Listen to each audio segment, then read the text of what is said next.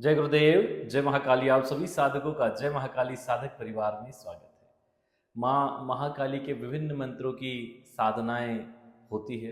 एक ही शक्ति के कई मंत्र होते हैं, एकाक्षरी, द्विअक्षरी, त्रयाक्षरी, चतुराक्षरी, पंचाक्षरी आदि। बहुत सारे मंत्र होते हैं और बहुत सारे नए साधक इसमें कंफ्यूज भी हो जाते हैं कि देवी जी का तो कोई और मंत्र था, ये मंत्र कैसे हो सकता है, वो मंत्र कैसे हो सकता है। तो संदेह को दूर करने के लिए बता दें कि एकाक्षरी से लगा के सहस्त्राक्षरी तक, यानी हजार हजार अक्षर तक के मंत्र होते हैं। ठीक है ना। तो आप जब किसी मंत्र को देखो तो उसको अक्षर से पहचानोगे कि वो कितने अक्षरी मंत्र है। बहुत से लोग ऐसे भी हैं जो अंक ज्योतिष के माध्यम से जो उनका लकी नंबर होता है उतने अक्षर का मंत्र जप करते हैं। खैर वो अलग अलग मान्यता है, उसका मंत्र जप या साधना से कोई लेना देना नहीं है। हालांकि काकणी सूत्र आदि में देवी और मंत्र के माध्यम से ये देखा जाता है कि हमें कौन सी शक्ति जल्दी कृपा करेगी, सिद्ध होगी या मनोकामना पूर्ति करेगी, कौन सा मंत्र सिद्ध होगा। तो उसको काकणी सूत्र से संबंधित एक वीडियो हमने चैनल पर दिया हुआ है। अच्छा, मूल रूप से आज हम माई के पंचाक्षरी मंत्र को यहाँ पर देने जा रहे हैं। इस पंचाक्षरी मंत्र से आप माँ की साधना कर सकते हैं, जो ज्ञान, शक्ति, धन, समृद्धि सब कुछ देने वाला है, माँ की कृपा प्राप्त कराने वाला है। इसके लिए चाहे आपके पास माता महाकाली की मूर्ति हो, प्रतिमा या फोटो हो या यंत्र हो, तीनों में से आप किसी का भी प्रयोग कर सकते हैं। माला में सिद्ध काली हकीक माला का इसमें आप प्रयोग कर सकते हैं। यह विशेष साधना आप नवरात्र में कर सकते हैं या किसी भी विशेष तिथि से शुरू कर सकते हैं। मुख्य रूप से अष्टमी या नवमी से इसको शुरू किया जा सकता है, और वो भी कृष्ण पक्ष में। ठीक है, तो आप यहाँ से साधना को कर सकते हैं। एक दिवसीय साधना करनी है तो आप अमावस्या, अष्टमी, नवमी या किसी भी विशेष तिथि में कर सकते हैं। एक दिन की साधना करनी है तो एक दिन का 21 माला, 51 माला, 101 माला, 108 माला आदि का संकल्प लेके कर सकते हैं। आप इसकी 11 दिन की साधना कर सकते हैं, 21 दिन की कर सकते हैं, 41 दिन की कर सकते हैं। आप इनमें से कोई बाध्यता नहीं कि इतनी ही करना है। अपने हिसाब से 11 माला, 21 माला, 51 माला या 100 माला, जितनी माला प्रतिदिन करना है उसके हिसाब से कर सकते हैं, कोई बाध्यता नहीं है। अब जो इसका मूल नियम है वो बता देते हैं। यदि आप इसका अनुष्ठान करना चाहते हैं 1.25 लाख मंत्र जप का, तो आप इसकी 11 या 21 दिन की साधना करेंगे। आप इसमें अगर 11 दिन की साधना करते हैं तो लगभग आपको 100 से 110 माला प्रतिदिन करना होगी। 21 दिन की करते हैं तो लगभग 60 माला प्रतिदिन होगी। 11 दिन की साधना में आप 1.25 लाख मंत्र जप करने के बाद में फिर आप इसका दशांश मंत्र जप करेंगे, तर्पण, मार्जन और कन्या भोजन करेंगे। इस प्रकार आपका एक अनुष्ठान कंप्लीट होता है। अगर आप इतना बड़ा अनुष्ठान नहीं कर सकते, आपको 11 दिन का 11 माला का या 7 दिन का 11 या 21 माला का अनुष्ठान करना है, उस प्रकार भी आप कर सकते हैं। जितने मंत्र जप किए उसका दशांश मंत्र जप कर लो, उसका दशांश तर्पण, उसका दशांश मार्जन कर लो और कन्या भोजन करवा दो।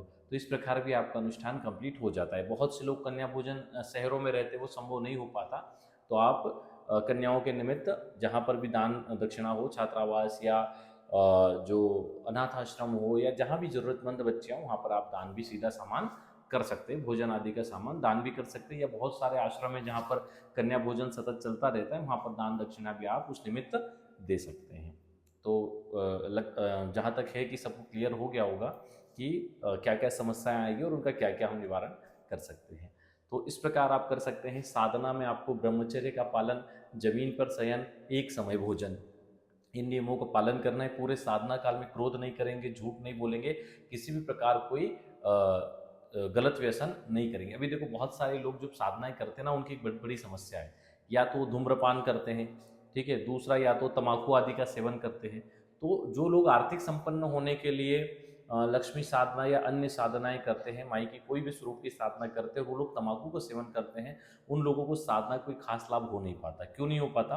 क्योंकि दरिद्रता का जो वास है वो तंबाकू में भी दिया गया है। कुछ विशेष चीज़ों के साथ तंबाकू भी एक ऐसी चीज़ है जिसमें दरिद्रता का वास दिया गया है। तो जब आप उस चीज़ का सेवन कर रहे हैं और ऊपर से मंत्र जप कर रहे हैं तो आपके मंत्र भी नहीं लगते।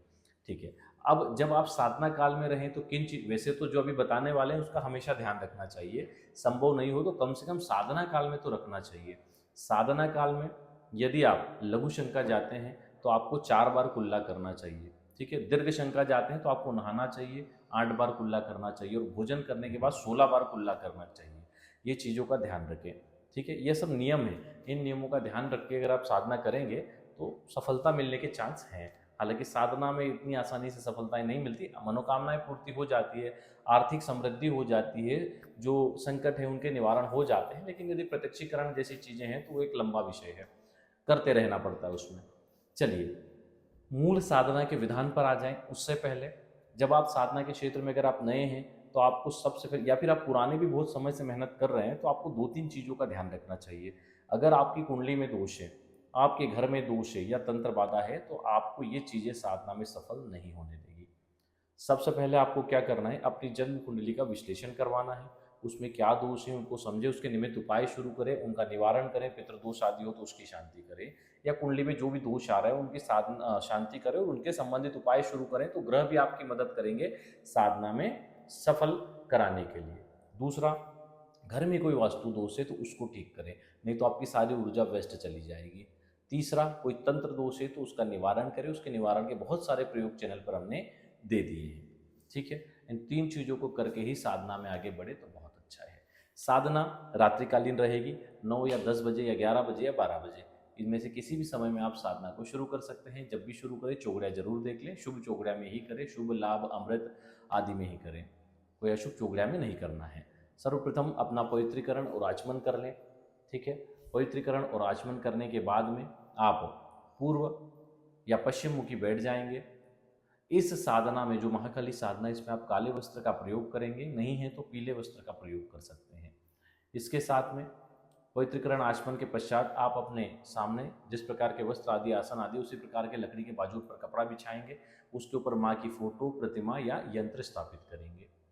थोड़े से फूल रखेंगे, फूल के ऊपर यदि यंत्र है तो यंत्र रखेंगे, वहीं पर माला भी स्थापित कर देंगे, और एक चावल की ढेरी बनाएंगे, उसके ऊपर तिल के तेल का दीपक या घी का दीपक, जैसे आप समृद्धि, धन समृद्धि आदि प्राप्ति के लिए कर रहे हैं तो घी का दीपक, शत्रु बाधा निवारण के लिए कर रहे हैं तो तेल का दीपक, या अन्य किसी मनोकामना के लिए कर रहे हैं तो तिल के दीपक, और घोर शत्रु बाधा आदि है तो फिर आप सरसों तेल का प्रयोग वहाँ पे कर सकते हैं। सरसों तेल का आमतौर पे घर में प्रयोग नहीं करना चाहिए, लेकिन जब साधना हो तो उसमें आप घोर तंत्र बाधा या शत्रु बाधा हो तब आप करें। और ऐसी अवस्था में जब शत्रु बाधा निवारण के लिए हम करते हैं तो दक्षिण मुखी होकर ज़्यादा प्रभावी होता है। लेकिन इस मंत्र को पहले, इस साधना को पहले एक बार करके मंत्र को सिद्ध कर लें। जो विधि पहली बार बता रहे हैं इसको आप पूर्व या पश्चिम मुखी करें, फिर जब शत्रु बाधा निवारण के लिए प्रयोग करें तो आप दक्षिण मुखी होकर कर सकते हैं। लेकिन शत्रु वास्तव में शत्रु होना चाहिए, ऐसा नहीं है कि आपकी गलती और आप उसको शत्रु मान रहे हो। वास्तव में वो अपना हक लेने के लिए आपसे लड़ रहा है, कोई पैसे दे रखे हैं, आपको कुछ दे रखा है और आप उसको शत्रु मानते, तो वो शत्रु नहीं होते, वो व्यवहार होता है। ठीक है, तो शक्तियाँ वहीं काम करती है जब वास्तविक में आपको कोई व्यक्ति परेशान कर रहा हो। फिर आपको क्या करना है, दीपक प्रज्वलित करना है, सामने दीपक रखना है, दीपक का पूजन करना है। सर्वप्रथम आपको गुरु जी गणेश जी का ध्यान करना है, एक माला आपको गणेश मंत्र, एक माला गुरु मंत्र करना है। उसके बाद में आपको माता जो महाकाली का यंत्र है या प्रतिमा है उनको स्नान आदि करवाना है पंचामृत से, जल से, और उनका पूजन विधिवत करके, षोडोपचार पूजन करके वहाँ पर स्थापित करना है। नैवेद्य आदि चढ़ाना है, भोग में फल मिठाई आदि चढ़ा सकते हैं, अनार या सेव फल या जो भी आपकी सामर्थ्य है उसके अनुसार, या घर में कुछ बना के कर रहे हैं तो वो कर सकते हैं। माला का भी आपको पूजन करना है। माला को अगर प्राण प्रतिष्ठित है तो उसको वो करने की ज़रूरत नहीं है, आपको स्नान करवाने की ज़रूरत नहीं है। ठीक है, इसके बाद में आप हाथ में जल लेके संकल्प लें, मैं अमुक नाम अमुक गोत्र माता महाकाली के पंचाक्षरी मंत्र की अनुष्ठान कर रहा हूँ, जितने भी दिन का जितने मंत्र का आप कर रहे हैं उसमें बोलेंगे, और मैं इस अनुष्ठान को पूरा करूँ। माँ, ये मंत्र मुझे सिद्ध हो, आपकी कृपा की प्राप्ति हो, आपके आशीर्वाद मार्गदर्शन की प्राप्ति हो, भगवती ऐसा आशीर्वाद, ऐसा बोल के जल छोड़ दें। ठीक है, इसके बाद में दैवी कवच का या तो पाठ करें या महाकाली कवच का पाठ करें। कवच हमने यहाँ दिया नहीं है, कवच आप या तो पुस्तक उसकी खरीद लें, बहुत सारी उपलब्ध है, या फिर आपके पास दुर्गा सप्तशती हो तो उसमें दैवी कवच है तो दैवी कवच का पाठ कर लें। पाठ करने के बाद में फिर आप माई के निमित्त इस मूल मंत्र, पंचाक्षरी मंत्र का जप करेंगे, लेकिन उससे पहले आप विनियोग और ध्यान करेंगे। सबसे पहले हाथ में जल लेके विनियोग करेंगे। विनियोग के मंत्र को नोट करें। विनियोग लिखा हुआ है, ओम अश्व श्री काली मंत्रस्य भैरव ऋषि उष्णिक छंदा कालिका देवता क्रीम बीजम हुम शक्ति क्रीम किलकम ममाभीष्ट सिद्धर्थे जपे विनियोग। इस प्रकार सीधे हाथ में जल लेके आपको विनियोग करके जल छोड़ देना है। उसके बाद दोनों हाथ जोड़कर माँ की ध्यान स्तुति लिखी हुई है, माँ की ध्यान स्तुति करेंगे, और ध्यान स्तुति करने के बाद में मूल माला से जितने दिन का जितने मंत्र, या 11 माला 21 माला का आपने संकल्प लिया है, तो माई का जो पंचाक्षरी मंत्र जो दिया हुआ है नीचे, ओम ह्रीम श्रीम हुम फट, इस मंत्र का आप जप करेंगे। जब आपका मंत्र जब पूरा हो जाए, आसन के नीचे राइट साइड थोड़ा सा जल छोड़ेंगे, और उससे पहले मंत्र जब पूरा हो जाए तो हाथ में जल लेंगे, माई से क्षमा प्रार्थना कर लेंगे कि भगवती मंत्र जाप में मन क्रम वचन से कोई भूल हुई हो तो क्षमा कर दें। आप इस मंत्र जप को स्वीकार करें, बोल के अर्पणमस्तु करके जल माई के सामने छोड़ देंगे। थोड़ा सा जल अपने आसन के नीचे राइट साइड रखेंगे, डालेंगे चम्मच से। फिर ये दोनों मध्यमा और अनामिका उंगली से उसको स्पर्श करके दोनों आंखों को लगाएंगे, 4 बार मस्तक को लगाएंगे और बोलेंगे शक्राय वशट। ठीक है, इस प्रकार बोलने के बाद अपना आसन आप फोल्ड करके हट जाएंगे। कभी भी अपना आसन या माला किसी को प्रयोग में नहीं देनी चाहिए, ना ही किसी और का आसन और माला प्रयोग में लेनी चाहिए। इसके साथ में यदि आप साधना के दौरान आपको लघु शंका आदि कुछ आती है या बहुत ज़्यादा प्यास लगती है, तब आपको इसी प्रकार माला वापस रखनी है। माला कभी नीचे नहीं रखना, हमेशा बाजूट पे ही रखना। इसी प्रकार आपको माई को जब समर्पित करना है, इसी प्रकार शक्राय वशट करके फिर आपको उठना है। फिर आप लघु शंका जाएंगे, हाथ पैर धो के फिर बैठ सकते हैं और स्नान करें तो बहुत अच्छा है। लेकिन अगर दीर्घ शंका जाते हैं तो स्नान जरूर करना चाहिए। स्नान करके फिर पवित्रीकरण आचमन करके फिर आप बैठेंगे और फिर मंत्र जप करेंगे। बार बार विनियोग नहीं करना है। एक दिन अनुष्ठान कर रहे तो एक दिन में एक ही बार आपको विनियोग आदि करना है। हाँ, ध्यान जब आप पूजा दोनों समय करेंगे, मान लीजिए सुबह आप तो शाम की साधना कर रहे हैं तो सुबह ऐसे ही थोड़ी रहेंगे वो, तो सुबह माई को बकायदा ध्यान मंत्र का जप करके माई का यंत्र या प्रतिमा जो भी स्थापित है उनका विधिवत पूजन आरती दोनों समय करनी है।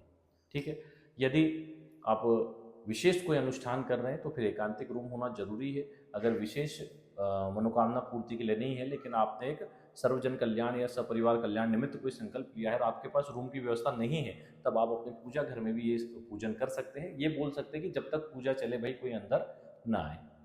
ठीक है, तो इस प्रकार आप कर सकते हैं इसको। अगर आप 21 दिन या 41 दिन की साधना करना चाहते हो और अखंड जोत चला सकते हैं तो बहुत अच्छा। लेकिन अखंड जोत चलाते हैं तो ऐसा नहीं है कि अखंड जोत चला के आप कहीं चले गए।